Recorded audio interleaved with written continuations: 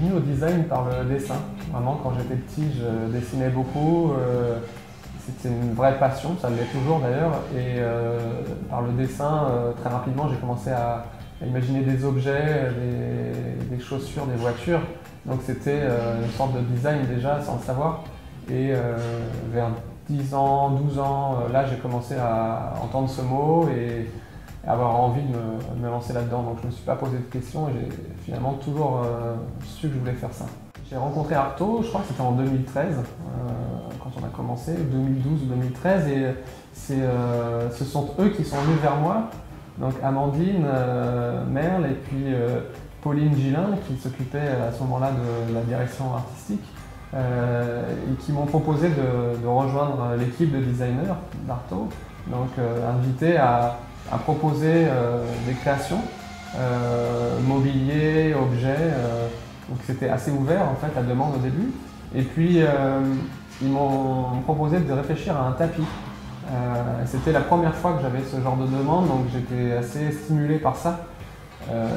Je me suis posé la question du motif, de ce qu'on retrouve comme motif généralement au sol, sur les parquets, les carrelages.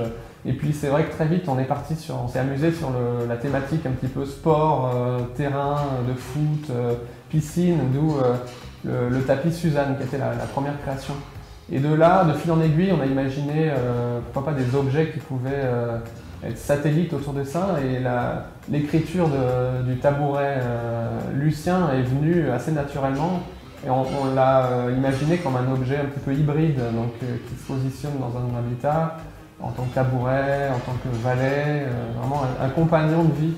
On peut l'habiller, monter dessus. Et cette structure en fait va servir à plusieurs choses.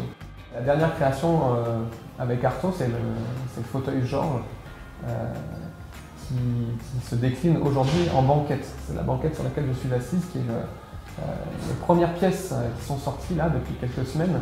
Dans la collection d'Arto, on n'avait pas encore de pièces un peu volumineuses, de pièces statutaires comme on dit, donc il fallait qu'on réfléchisse au fauteuil. Avec Amandine, elle avait ce souhait d'avoir une pièce qui inspire aussi le confort, donc est-ce que ça vient de la rondeur, des épaisseurs de mousse, de son aspect généreux, voilà, toutes ces questions se posaient, que ce soit le fauteuil ou maintenant la banquette, c'est cette idée de dissocier très clairement la structure du confort, c'est-à-dire qu'on a presque un squelette apparent, donc là qui est en bois, comme dans Lucien, la structure était métallique.